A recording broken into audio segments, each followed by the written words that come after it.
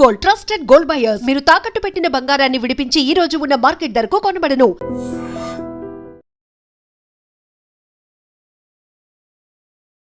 నమస్కారం, welcome to I dream.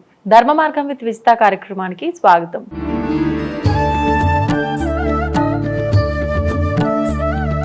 ప్రస్తుతం మనతో పాటు ఉన్నారు ప్రముఖ జ్యోతిష వాస్తు పండితులు బ్రహ్మశ్రీ అన్నవరపు తిరుపతి మూర్తి అవధాని గారు. ఇప్పుడు గురుగారితో మాట్లాడి మరిన్ని విషయాలు తెలుసుకుందాం. నమస్కారం గురుగారు. పరమేశ్వరార్పణం. గురుగారు, హనుమాన్ జయంతి రాబోతోంది. మరి ముఖ్యంగా మనందరం కూడా ఎవరి ఇళ్లలో వాళ్ళు ఆచరించాల్సిన విధి విధానాలు ఏమైనా ఉన్నాయా?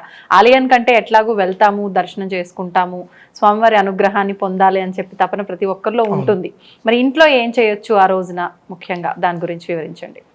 ఆంజనేయం మహావీరం బ్రహ్మ విష్ణు శివాత్మకం తరుణార్క ప్రభోశాంతం రామదూతం నమామ్యహం. ఆంజనేయ స్వామి వారు, ఆయనకి మనం ఏం చేస్తే మనకు ఏం వస్తుంది అనేటువంటి విషయం తెలుసుకోవాలి అని అంటే ఆయనకు ఉండేటువంటి యోగాలు ఏమిటి అనేటువంటి విషయాలు మనం తెలుసుకోవాలి. ఎవరెవరు ఏ ఏ దేవత ఏ ఏ వరం ప్రసాదించారు అని. అందులో ప్రధానంగా మనం చూసుకోవాలి అనుకున్నట్లయితే ఆంజనేయ స్వామి వారికి చిన్నప్పటి నుంచి అతీతమైనటువంటి శక్తులు, కామరూపుడు అవ్వటం వలన ఆకాశానికి భూమి మీదకి విపరీతంగా తిరుగుతూ ఉండేవాడు. సూర్యుడి దగ్గరికి పండు అనుకొని వెళ్ళటం ఇటువంటివి చాలా జరుగుతూ ఉంటే ఋషులకి అందరికీ కోపం వచ్చి ఆయన క్షేపించేస్తారు. నీ శక్తులు నీకు తెలియకూడదు. ఆ శక్తుల వలన చిన్నపిల్లవాడు రకరకాల ఆటలు చేసేస్తున్నాడు, అందరికీ ఇబ్బంది వస్తుంది. అది దానివల్ల అందరూ శపించేస్తారు. తర్వాత ఆ శక్తి గురించి ఆయన మర్చిపోతాడు. ఇంకా ఇంత శక్తి ఉందన్న విషయం. ఇలాంటి స్థితిలో సీతామ్మవారి జాడ కోసం అని చెప్పి ఆ సముద్రం దగ్గర కూర్చుంటారు. అవతల ఒడ్డున సీతామ్మవారు ఉంటారు. ఇక్కడ ఒక్కొక్కళ్ళు కూడా జాంబవంతుడు, అంగదుడు, సుగ్రీవుడు వీళ్ళందరూ కూడా నేను ఇంత దూరం వెళ్తాను, నేను ఇంత దూరం వెళ్తాను, నేను ఇంత దూరం వెళ్ళగలను అని అనుకుంటూ ఉంటారు. జాంబవంతుడు వారు నాకు వయస్సు అయిపోయింది, నేను వెళ్ళగలుగుతా, మళ్ళీ రాగలను రాలేనో నాకు తెలియదు అని అంటూ ఉండగా ఆంజనేయ స్వామి వారు ఇలా కూర్చుంటారు ఒక పక్కన. నాకేం సంబంధం లేదు, ఇంత సముద్రాన్ని ఎలా దాటాలి, ఎవరు దాటారు అని ఆలోచనతో ఇలా కూర్చుంటాడు. కూర్చున్నప్పుడు వీళ్ళంతా ఆయన దగ్గరికి వెళ్ళి హనుమానంగా మనకేలా అనుకుంటే ఆంజనేయ స్వామి దగ్గరికి వెళ్ళి చెప్పగానే నేను ఎక్కడ వెళ్తాను, నా వల్ల ఏమవుతుంది అనుంటే కాదు, నువ్వు అంతటి వాడు ఇంతటి వాడు అని చెప్పి ఆయన్ని ప్రశంసలతో ఆయన శక్తిని ఆయన గుర్తు చేస్తే ఆ పర్వతరాజం మీద కాలు మోపి ఒక్క ఎగురు ఆకాశానికి ఎగురుతారు.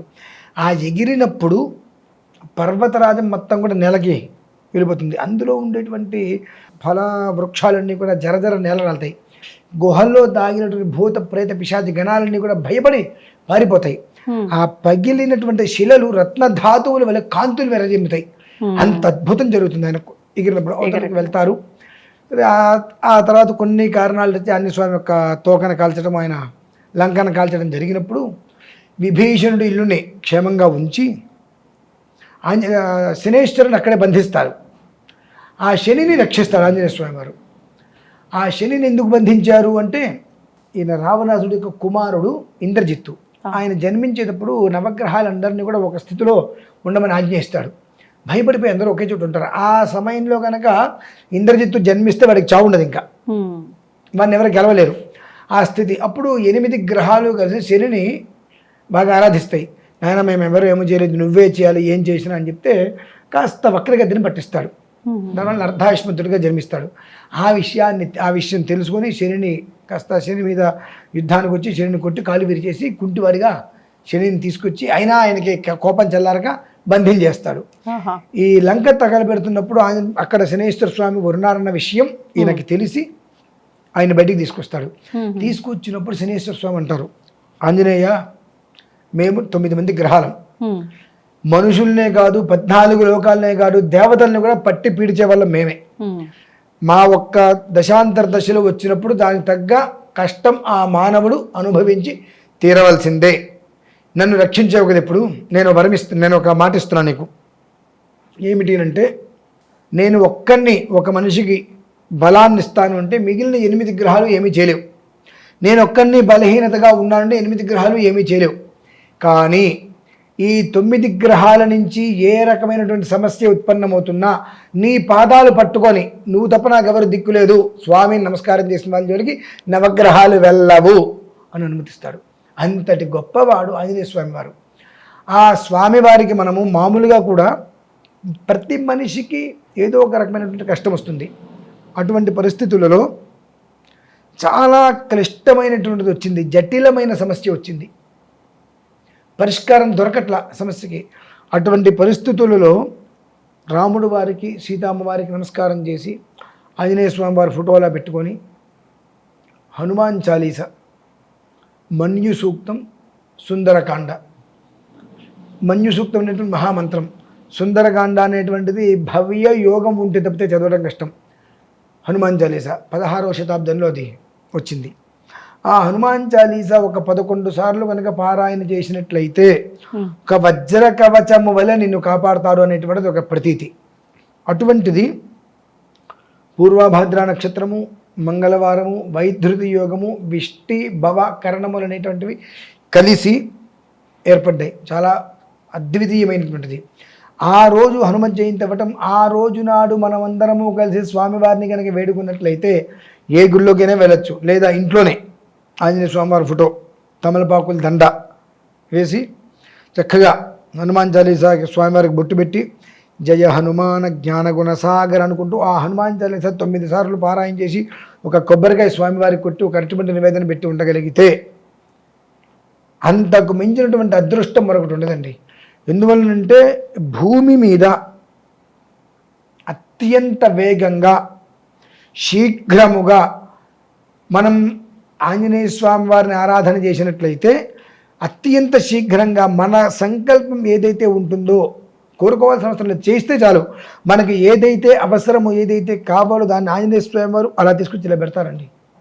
అంత దివ్యమైనటువంటి చక్కటి పర్వదినం. కాబట్టి ప్రతి మనిషి దేవాలయంలోకి వెళ్ళటం ఓకే, అది వేరే విషయం. హాయిగా ఇంట్లోనే వడమాల వేస్తే ఇంకా మంచిదండి.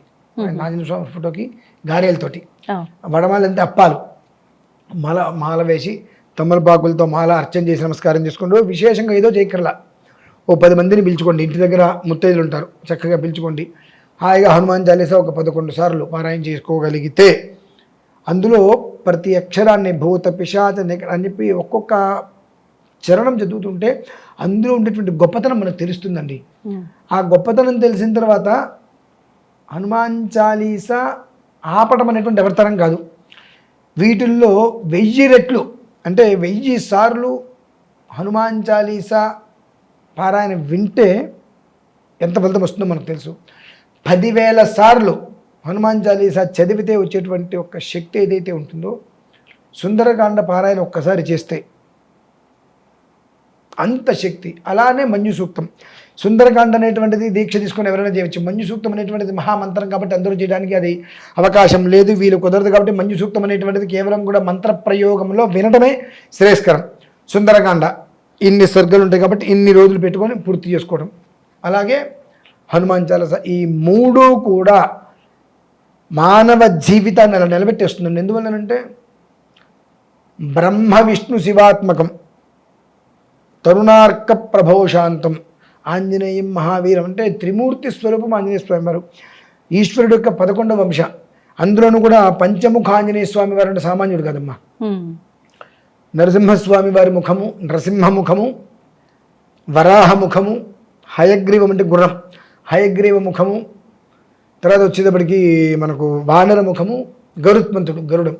పంచముఖాలతో ఉండేటువంటి ఆంజనేయ స్వామి వారు పంచ ప్రాణాలనే ఇచ్చేస్తాడు. మనిషి చనిపోతాడేమో అనుకున్నప్పుడు చదవటం మొదలు పెడితే అది బ్రతికిపోతాడు ఆ మనిషి. ఇక చచ్చిపోతాడు అనుకున్నప్పుడు ఆంజనేయ స్వామి వారు తలుచుకోండి, ఆ మనిషి బ్రతుకుతాడు. అటువంటిది చిన్న చిన్న సమస్యలు వస్తే బయటపడమమ్మా. మనం చిన్నప్పుడు కూడా పిల్లలకి ఏం చెప్తాం, మనము భయం వేస్తుందంటే 4-5 ఏళ్ళ 5-6 ఏళ్ళ పిల్లలకి శ్రీ ఆంజనేయం ప్రసన్నాంజనేయం అనుకో భయం పోతుంది అంటాం. వాళ్ళు అనుకుంటారు. కానీ మనకి ఇంత వయసు వచ్చి మనకి ఏదైనా కష్టం వచ్చింది అన్నప్పుడు శ్రీ ఆంజనేయం ప్రసన్నాంజనేయం అంటే ఇప్పుడు ఎవరు అనుకుంటారు అంటే మాట అవుతాయా అంటాం.